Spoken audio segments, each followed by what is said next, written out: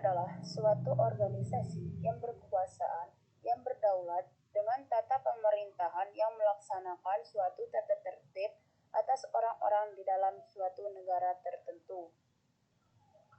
Menurut Dr. Andes Soekarno, suatu sistem politik adalah merupakan sekumpulan pendapat atau prinsip yang membentuk satu kesatuan yang berhubungan satu dengan yang lain untuk mengatur suatu pemerintahan serta melaksanakan dan mempertahankan suatu kekuasaan dengan cara mengatur individu atau suatu kelompok individu satu sama lain atau negara dan hubungan negara.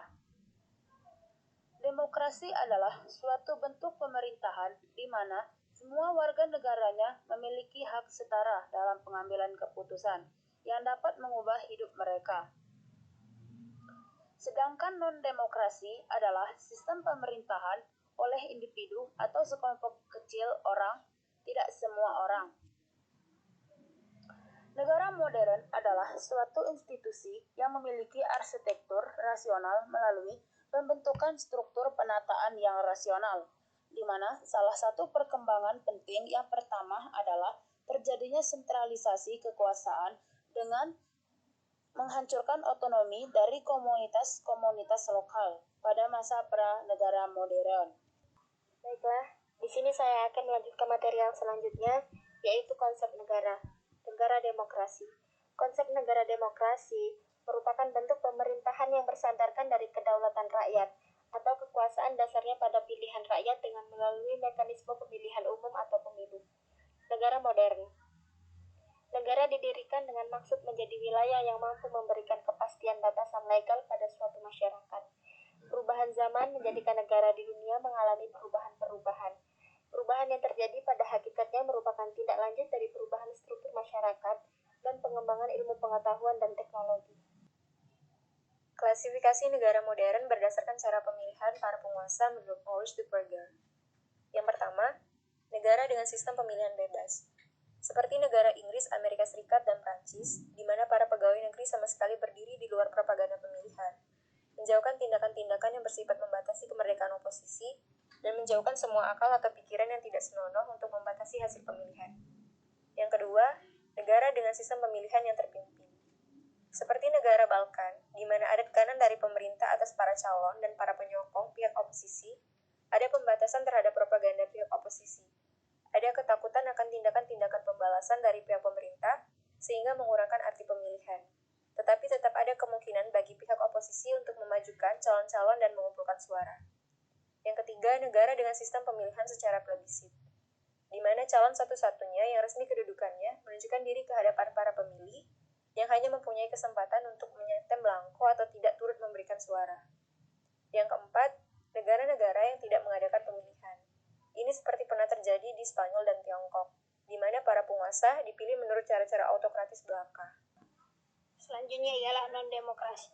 Non-demokrasi adalah sistem pemerintahan oleh individu atau sekelompok kecil orang, di mana tidak semua orang bisa memegang pemerintahan tersebut. Berlawanan dengan demokrasi, orang diperintah oleh minoritas di negara non-demokrasi. Konsep otoriter, dia menunjukkan bahwa mengabaikan opini publik dan menggunakan cara-cara yang kuat untuk memerintah negara. Perbedaan utama antara demokrasi dan non-demokrasi adalah penguasaan kekuasaan. Rejim demokratis memisahkan kekuasaan pemerintah, membaginya menjadi undang-undang, eksekusi, dan adjudikasi. Namun rejim non-demokrasi, kekuasaan hanya dipegang oleh penguasa, yang artinya penguasa ialah legislator, eksekutif, dan hakim negara. Bentuk pemerintahan non-demokrasi. Yang pertama adalah otoritarianisme. Adalah bentuk organisasi sosial yang ditandai dengan tunduk pada otoritas serta administrasi otoritas tersebut. Yang kedua adalah totalitarianisme. Adalah sistem politik di mana negara memegang otoritas penuh atas masyarakat dan berusaha untuk mengendalikan semua aspek kehidupan publik, swasta, dimanapun diperlukan. Yang ketiga adalah kediktatoran. Didefinisikan sebagai otokratis pemerintahan di mana pemerintah diperintah oleh seorang individu. Kesimpulan, negara adalah suatu organisasi yang berkekuasaan, yang berdaulat dengan tata pemerintahan yang melaksanakan suatu tata tertib atas orang-orang yang di dalam suatu daerah tertentu. Sistem politik merupakan sekumpulan pendapat atau prinsip yang membentuk satu kesatuan yang berhubungan satu dengan yang lain untuk mengatur suatu pemerintahan. Masing-masing negara memiliki sistem politik yang berbeda tergantung dari apa yang dibutuhkan oleh negara. Baik negara yang menggunakan konsep modern, demokrasi maupun non-demokrasi, memiliki kelebihan dan kekurangan masing-masing, namun tidak mengurangi peranannya dalam menjalankan sistem politik.